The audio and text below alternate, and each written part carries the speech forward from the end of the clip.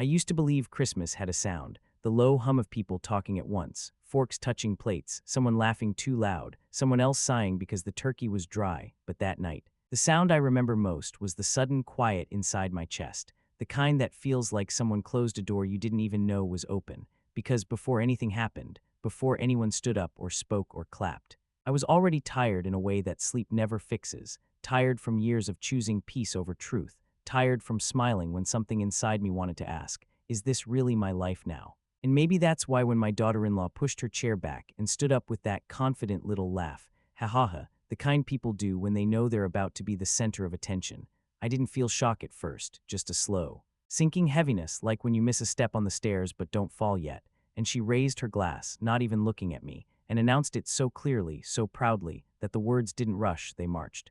Saying my son had gifted her the house and that I would be getting nothing, nothing at all. And for a second I thought I misheard. I even tilted my head slightly, like maybe my ears had failed me. Oh, wouldn't that have been easier? But then the clapping started, real clapping, enthusiastic clapping, plates rattling, chairs scraping, smiles everywhere, and that's when it hit me, not the words. But the applause, because have you ever noticed how applause feels warm when it's for you, but sharp when it's for your loss? And I sat there, hands folded in my lap, nails pressing gently into my skin. Not enough to hurt, but enough to remind me I was still there, still breathing, still present at a table where my future had just been discussed like a party favor.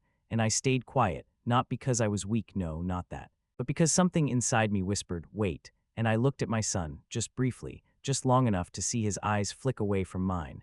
And that small movement told me more than any speech ever could. Because when a child won't meet your eyes, it's never by accident, Sai. I had raised him to look people in the eye, to speak honestly, to stand straight. And yet there he was, staring at his plate as if the truth might be hiding between the mashed potatoes and the gravy. And in that moment I wondered, not angrily but sadly, when did silence become his answer? When did comfort matter more than courage? And the room kept buzzing, people leaning toward my daughter-in-law, congratulating her, laughing, saying things like well-deserved and about time, as if this were some long-awaited reward. And I nodded politely at someone across the table who smiled at me with pity disguised as kindness, that smile people give when they think you've already lost. And inside my chest something cracked, not loudly, not dramatically. Just a thin, quiet sound, like ice forming on a still lake, and I felt tears gather, real ones, heavy ones, the kind that blur your vision. But I blinked them back because I refused to cry there, not in that room. Not for their entertainment, and instead I breathed slowly, in through my nose, out through my mouth, counting the seconds like I used to when things felt out of control. And I thought, have you ever been erased while still sitting at the table? Because that's what it felt like, not anger, not fear, but erasure, like I had become furniture, present, useful once, but no longer considered. And my daughter-in-law kept talking, explaining, embellishing, enjoying the moment. And every word she said stacked neatly on top of the last, building a story where she was the winner and I was already a footnote.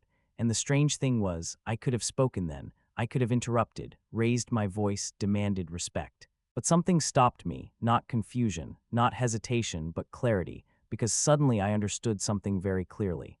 People reveal themselves best when they think they've already won, ha ha ha, and so I let her win that moment, let the applause die naturally, let the excitement settle, let everyone believe the story exactly as she told it. Because sometimes the most powerful thing you can do is stay quiet long enough for the lie to feel comfortable. And as I sat there, listening, nodding, breathing, I wondered how many people watching something like this would have already stood up, already shouted, already walked out. And if that's you, I understand truly, because silence looks weak from the outside, but inside it was the calm before something much heavier. And if stories like this feel uncomfortably familiar, if you've ever been talked over, dismissed, or quietly pushed aside, maybe stay with me a little longer, because this isn't just about a house, and it isn't just about Christmas. It's about what happens when someone assumes you have nothing left to say. And as the plates were cleared and the laughter softened into smaller conversations, I finally lifted my eyes back to my son, held his gaze this time, really held it. And in that look there was no anger, just a question waiting patiently,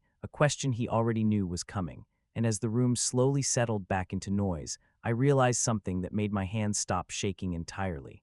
I wasn't the one trapped at that table anymore, and before the night was over, everyone there would understand why silence had never meant surrender. And if you think this ends with shouting or tears, let me tell you now, it doesn't. Because what came next was quieter than applause, heavier than words, and impossible to take back. And before you leave, if you want to hear how one calm moment can shift an entire room, you might want to stay until the end.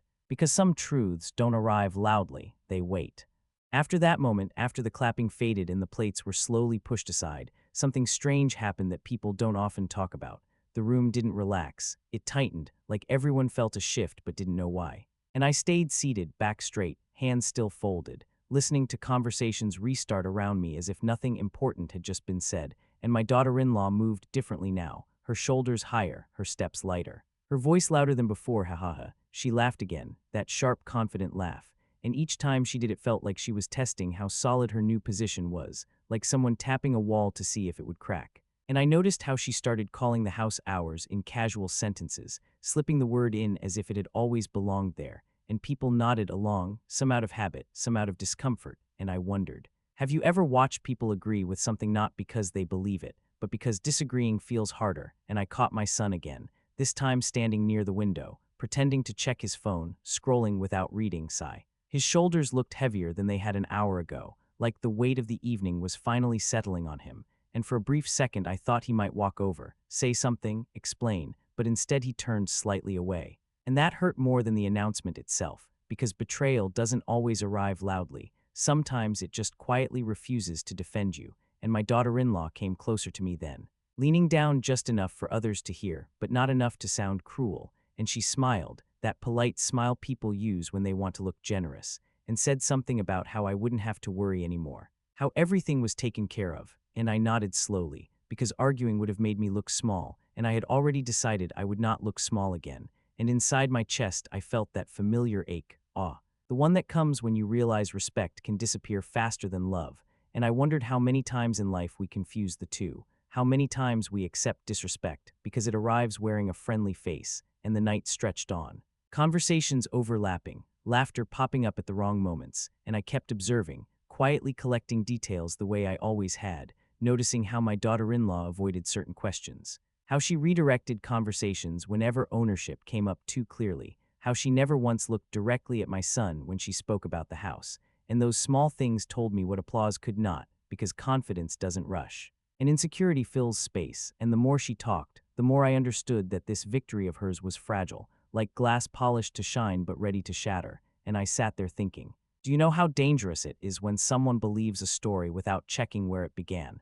Because belief turns into behavior very quickly, and behavior into regret even faster, and somewhere between dessert and coffee. Someone joked about renovations, about changes they'd make, about how things would finally be modern, and I smiled softly, even laughed once, ha ha ha. Because there was something almost unreal about listening to people plan changes to something they didn't understand, and my son finally sat back down, closer this time, his knee brushing mine under the table, and I felt him tense, waiting for a reaction that never came, and that silence seemed to unsettle him more than any argument would have, and I leaned back slightly, took a slow sip of water, and thought, patience isn't passive, it's strategic. And if you've ever held back words that could change everything, you know how loud silence can be inside your own head, and right there, as the night continued, I realized this wasn't just about property. It was about permission they had given themselves to decide my place without asking me, and that realization hurt, yes, but it also sharpened something in me, something steady and calm. And I started to feel less like a victim, and more like an observer watching a play where the actors didn't know the ending yet. And if you've ever been underestimated, truly underestimated, you know that strange mix of sadness and quiet strength that follows.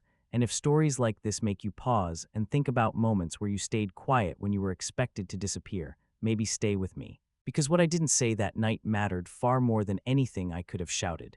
And as people began gathering coats and saying their goodbyes, my daughter-in-law hugged everyone warmly, thanking them, basking in congratulations that felt a little too early, and when she reached me, she hesitated just a second, long enough for me to notice, and hugged me gently, whispering something about family sticking together. And I almost sighed out loud at the irony of it, because sometimes people speak kindness right after causing harm, believing the words will cancel the action.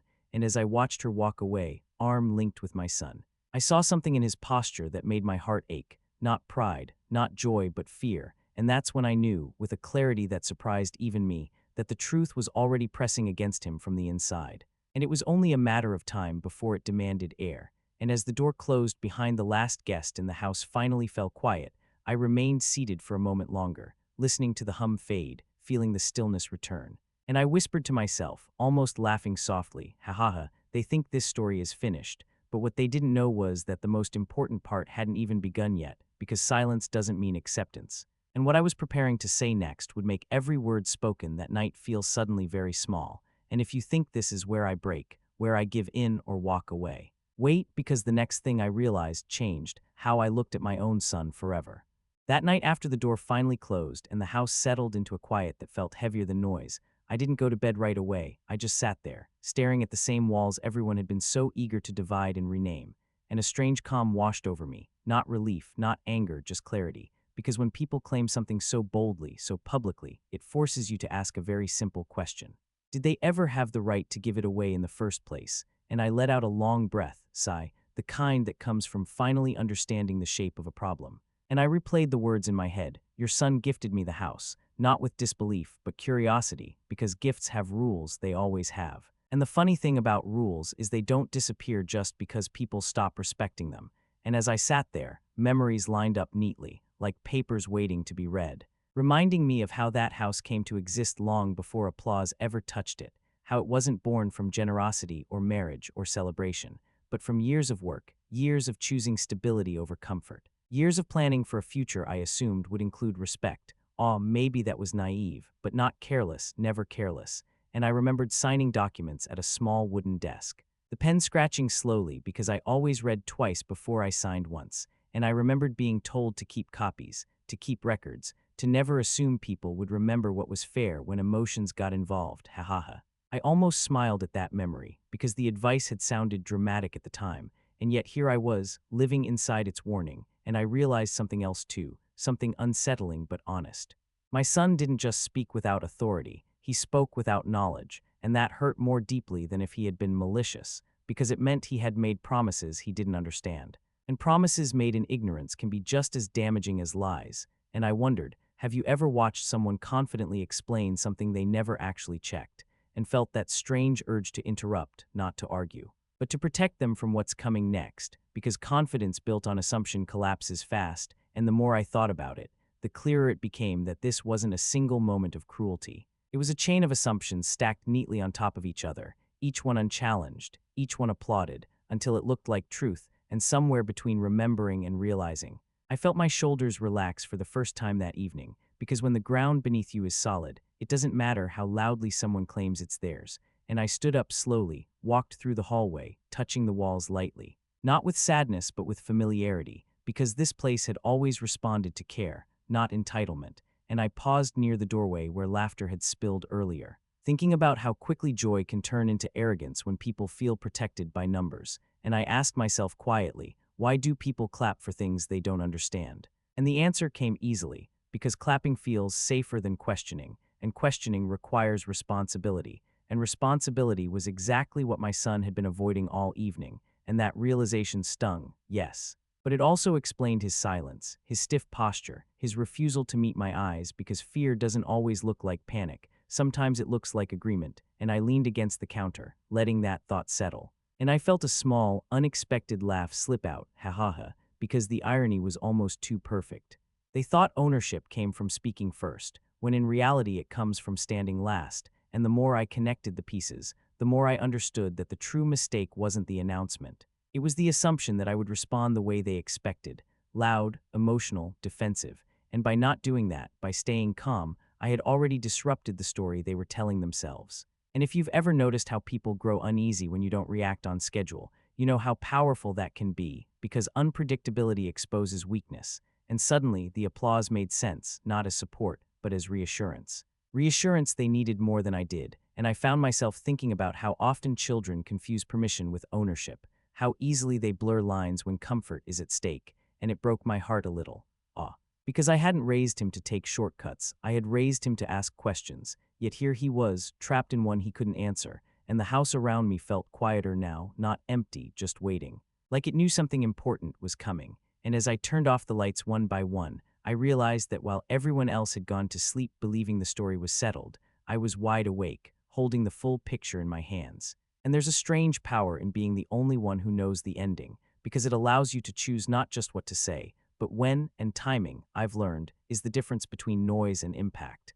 And as I finally lay down, staring at the ceiling, I didn't feel defeated or afraid. I felt prepared, and that's a dangerous thing for people who assume you have nothing left, because preparation doesn't announce itself, it waits. And if you think the gift was the lie that mattered most, wait, because the next realization didn't come with applause or laughter. It came quietly, and it would change the way my son looked at me forever.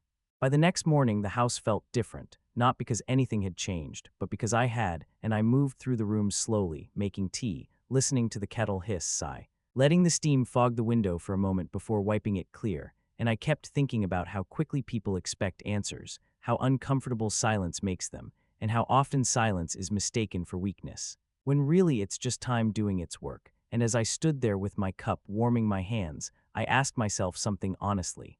Why didn't I speak up right away? And the answer surprised even me, because it wasn't fear, it wasn't confusion, it was patience, the kind that comes from knowing that truth delivered too early gets dismissed as emotion. And I had no intention of letting my words be brushed aside as a reaction, and I remembered all the moments in my life when I had spoken too soon, when my voice had risen and my point had lowered. And I promised myself long ago that if I ever needed to be heard, I would wait until the room was quiet enough to listen. Oh, that promise felt heavy now, but also steady. And I realized that night at the dinner table had been loud with assumptions, applause, and excitement.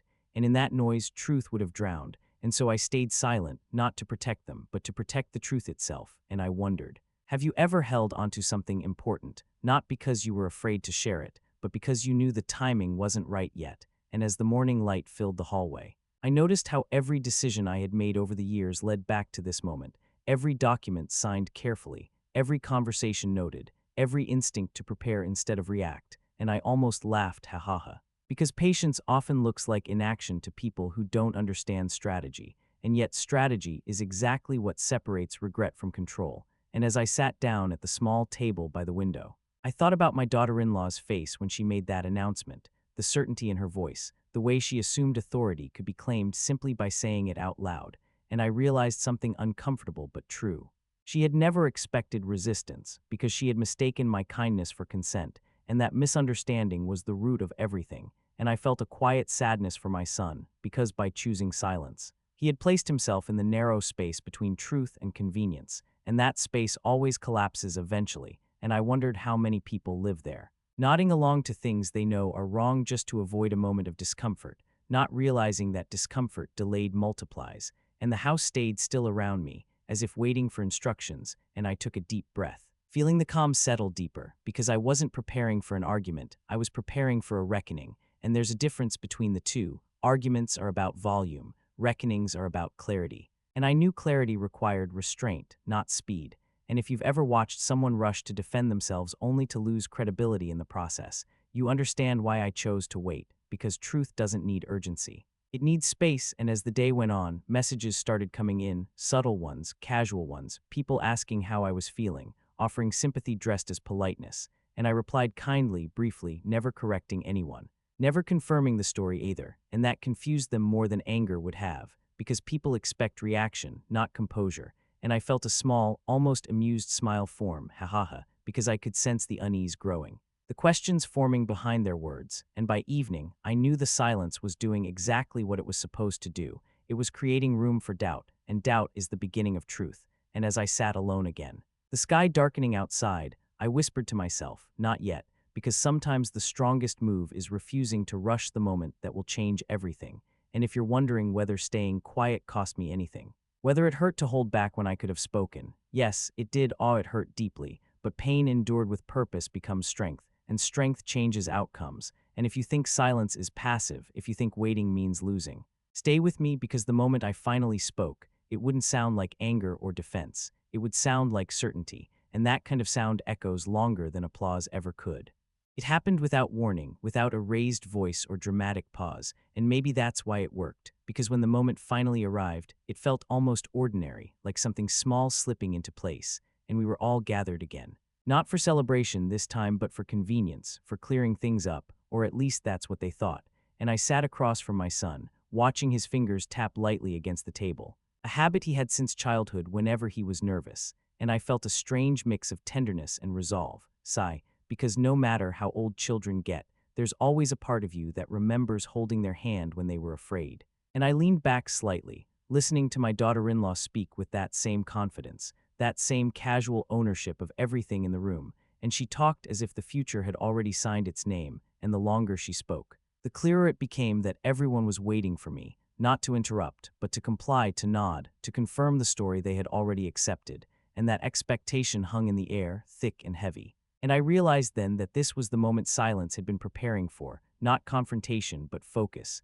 And I looked at my son, really looked at him this time, and there was no anger in my chest, just a steady calm. The kind that arrives when you finally stop hoping someone will save you and accept that you must speak for yourself. And I asked the question, quietly, evenly, without accusation or emotion. Just a question placed carefully between us like an object that couldn't be ignored, and the room shifted instantly, as if someone had turned down the volume on everything else, and my daughter-in-law stopped mid-sentence, blinking. Not because she didn't hear me, but because she didn't expect me to speak at all, and my son froze, his tapping stopped, his breath caught, and for the first time since Christmas, he looked directly at me, and in that look I saw fear. Not of me, but of what answering would require, and I waited, not rushing him, not filling the silence, because silence now belonged to me, and I wondered. Have you ever asked a question so simple that it terrified the person who needed to answer it most? Because simple questions don't offer escape routes, and the longer my son stayed quiet, the more uncomfortable the room became.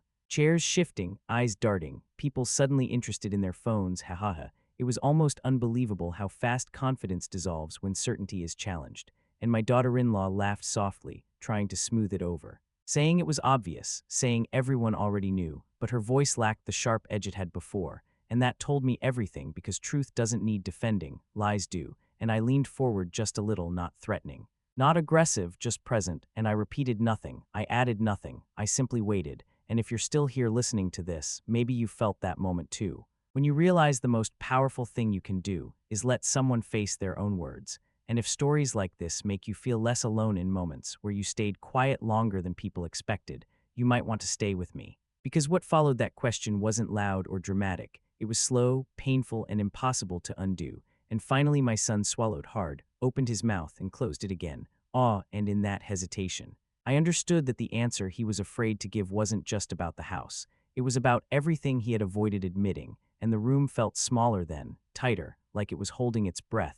and I felt something settle inside me. Not triumph, not satisfaction, but certainty, because the moment you stop begging to be heard and start choosing when to speak, you change the balance completely. And as I sat back, letting the silence stretch just a little longer, I knew this question had done exactly what it needed to do. It had exposed the cracks, and what comes through cracks is never gentle, and before anyone could recover, before excuses could be arranged into sentences, I realized this was only the beginning, because the truth doesn't rush, it waits for the right pressure, and the pressure had finally arrived. The silence that followed my question was heavier than anything said before it, and I watched my son struggle inside it, watched the way his jaw tightened, and his shoulders sank as if the truth were pressing down on him from above. And for the first time that evening, I saw him not as the confident man who had stood beside his wife, but as the boy who used to freeze when he knew he'd done something wrong, and that realization hurt more than I expected. Because no parent wants to see fear replace honesty in their child, and yet there it was, sitting right between us, and I didn't interrupt, didn't rescue him. Because rescuing someone from their own choices only teaches them to repeat them, and I wondered, have you ever waited for someone to speak knowing that whatever they said would change everything? Because that's where we were. Balanced on the edge of a truth that could no longer be avoided, and my daughter-in-law tried again to take control, clearing her throat, speaking quickly, explaining what she thought the situation was, but the room had already shifted. And her words now sounded rushed, almost brittle, ha-ha-ha, like glass tapped too hard, and my son finally spoke, but not clearly, not confidently, his words tangled, his voice low. And I could hear the uncertainty woven through every sentence, and that uncertainty told me more than any confession could, because people who know the truth don't hesitate, and as he spoke, I realized something quietly devastating.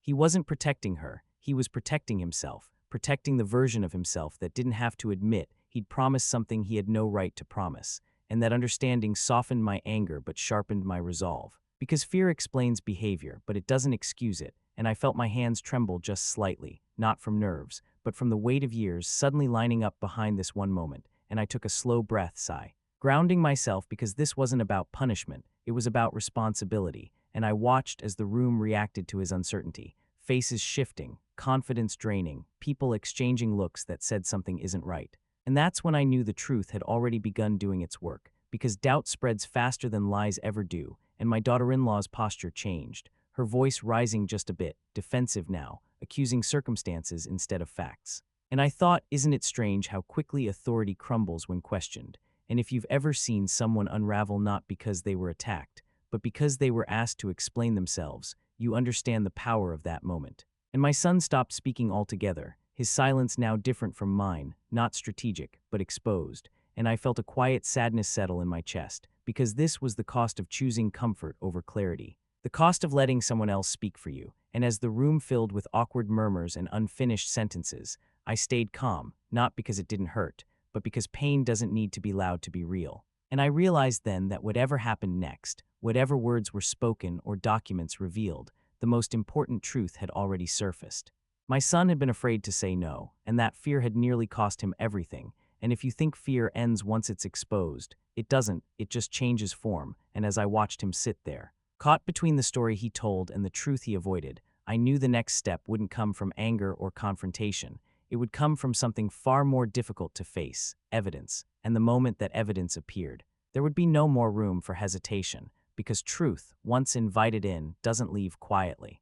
What finally ended the hesitation wasn't my voice or my patience. It was paper, quiet and unassuming, the kind people forget about until it's too late, and I could feel the shift before anything was placed on the table. Because the room had already grown wary of words, and wary rooms listen differently, and I reached into my bag slowly, not dramatically, not to prove anything, but simply because the moment had arrived. And I laid the folder down with care, the way you do when something matters and no one spoke at first, they just watched, because confidence built on assumption always collapses when it meets evidence, and I didn't rush, didn't explain. Didn't point, I just opened it and let the silence do the work, and the sound of paper moving felt louder than applause ever had, and my son leaned forward instinctively, his face tightening as recognition flickered. Not full understanding yet, but enough to stir fear, and my daughter-in-law's smile faded almost imperceptibly, the corners of her mouth stiffening as if she sensed what was coming before she could name it, ha ha ha. That moment when certainty starts to crack but pride refuses to admit it, and I watched their eyes move across the pages, watched confusion replace confidence, and I thought, have you ever seen someone realize they skipped a chapter they should have read carefully? Because that's what this was, a chapter ignored, assumed away, until it demanded attention, and someone finally asked a question, softly, unsure. And I answered just as softly, not with emotion, but with facts, because facts don't rise or fall, they just exist, and the air in the room grew heavier as understanding spread unevenly, some people catching on faster than others, some still clinging to the story they preferred. It's hard to let go of a narrative once you've applauded it, and my son's face drained of color as the truth settled, not dramatically, but steadily, like cold sinking into water. And he looked at me then, not with fear this time, but with something worse, realization, and realization doesn't ask permission, it just arrives, and I felt a quiet ache in my chest. Because I hadn't wanted this lesson to come wrapped in embarrassment, but lessons arrive how they arrive, not how we wish them to, and my daughter-in-law spoke again, her voice sharper now, questioning details, challenging wording. But her questions floated without landing, because when the foundation is wrong, no amount of arguing saves the structure, and I stayed calm, answering only what was asked, nothing more, nothing less, because clarity doesn't need decoration. And the room shifted again, this time decisively, people leaning back, reassessing, realizing they'd clapped too soon, and I felt something unexpected then, not satisfaction, not relief, but stillness. The kind that comes when truth finally has space to breathe. And if you've ever held onto proof while someone rewrote your story in front of you, you know how strange it feels when the story finally corrects itself. Because the victory isn't loud, it's quiet, and it leaves everyone a little unsettled. And as the last page was turned and silence returned, heavier than before, I understood that this wasn't the end, it was the point of no return. Because once evidence speaks, words lose their power, and the next choice wouldn't be about defending claims, it would be about accepting consequences, and not everyone in that room was ready for what acceptance would demand. The change didn't happen all at once, it moved slowly across the room, like a shadow shifting as the light changes, and I watched it happen in real time, faces that had once been bright with confidence now carefully blank. Eyes that had clapped so eagerly now refusing to meet mine, and the applause from Christmas felt like a distant echo, something embarrassing people pretended not to remember, and no one spoke for a moment. Because silence after truth is different from silence before it, this kind has weight, and I sat there breathing evenly, not enjoying the discomfort but not rescuing anyone from it either. Because discomfort is sometimes the only teacher that actually stays, and I noticed my daughter-in-law's hands first, how they clenched and unclenched, how she crossed her arms and then uncrossed them, searching for a posture that still felt powerful, ha, confidence scrambling for a place to land. And my son stared at the table, jaw tight, eyes fixed on the grain of the wood as if it might offer him an escape, and I wondered. Have you ever watched people realize the story they defended is no longer safe to stand on, and felt that strange mix of sadness and clarity at the same time? Because that's where I was, balanced between empathy and resolve. And someone finally cleared their throat, not to apologize, not to congratulate, but simply to break the silence, and the sound felt intrusive, almost rude, and I realized how much the room had changed, how quickly certainty had drained out of it, and my daughter-in-law spoke again, this time slower, choosing her words carefully, trying to reframe what had already been revealed, but reframing only works when the frame is still intact. And hers wasn't, and I answered calmly, briefly, not correcting tone, not raising my voice, because truth doesn't need performance. And as the conversation staggered forward, I saw people mentally stepping back from the position they had taken, distancing themselves from the announcement they had applauded so loudly. It's fascinating how quickly support fades when responsibility appears, and I didn't call anyone out, didn't remind them of their clapping. Because shame does that work on its own, and my son finally looked up, really looked at me, and there was something new in his expression. Not fear, not defiance, but regret, raw and unguarded, and that hurt more than anger ever could. Because regret means you understand too late, and I felt my chest tighten, sigh, but I stayed steady, because this wasn't the moment for comfort, it was the moment for consequences. And if you've ever been in a room where everyone realizes at once that they backed the wrong story, you know how cold that realization feels, how people start speaking carefully, cautiously, as if every word might turn against them. And the room felt smaller now, not physically, but emotionally, like everyone wanted to leave without moving, and my daughter-in-law fell quiet, her earlier certainty completely gone, and in that silence I understood something important. Power doesn't disappear, it transfers, and without raising my voice or repeating myself, I had it now, and that didn't make me proud, it made me responsible, because authority carries weight, and weight demands restraint. And as the conversation slowly ended, unresolved and uncomfortable, I stood up calmly, not to make a point, but because I was done listening, and every eye followed me, not with admiration, not with anger, but with awareness. And awareness is far more lasting, and if you think this was the moment everything settled, it wasn't, because understanding the truth is one thing, accepting what it means is another, and the hardest part was still waiting, just beyond the silence. I didn't raise my voice, I didn't demand apologies, and I didn't take anything back in anger, because by then I understood something important. This was no longer about proving I was right, it was about deciding what I would allow next. And I moved through the room with a calm that surprised even me, picking up my bag, straightening my coat, feeling the quiet follow me like a shadow, and I could sense everyone watching, not because they wanted drama, but because they were waiting for instruction, and that realization settled heavily on my shoulders. Sigh, because authority doesn't shout, it simply decides, and I turned back briefly, not to lecture, but to speak clearly. And my words came out steady, measured, almost gentle, because control doesn't need sharp edges, and I said only what was necessary, drawing lines without raising walls, making it clear what would continue and what would not.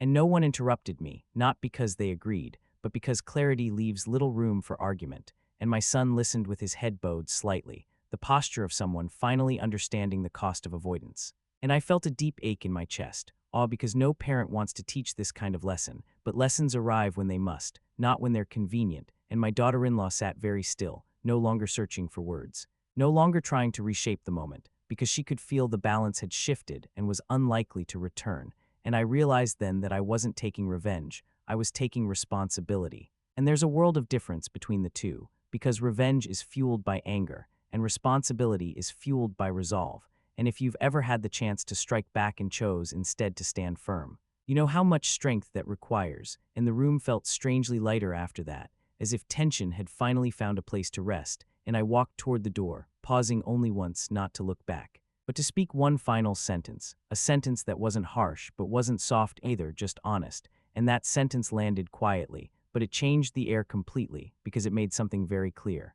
The future would be built on respect or not at all, and I stepped outside then, the night air cool against my face, breathing deeply for the first time since Christmas, and I felt something close to relief, not because I had won, but because I had reclaimed myself. And if you're listening to this and thinking about moments where you stayed longer than you should have, where you accepted less than you deserved, Let me tell you something gently. There is strength in walking away without burning the bridge. And as I stood there for a moment, looking back at the house, I knew the hardest part wasn't behind me yet, because setting boundaries is one thing.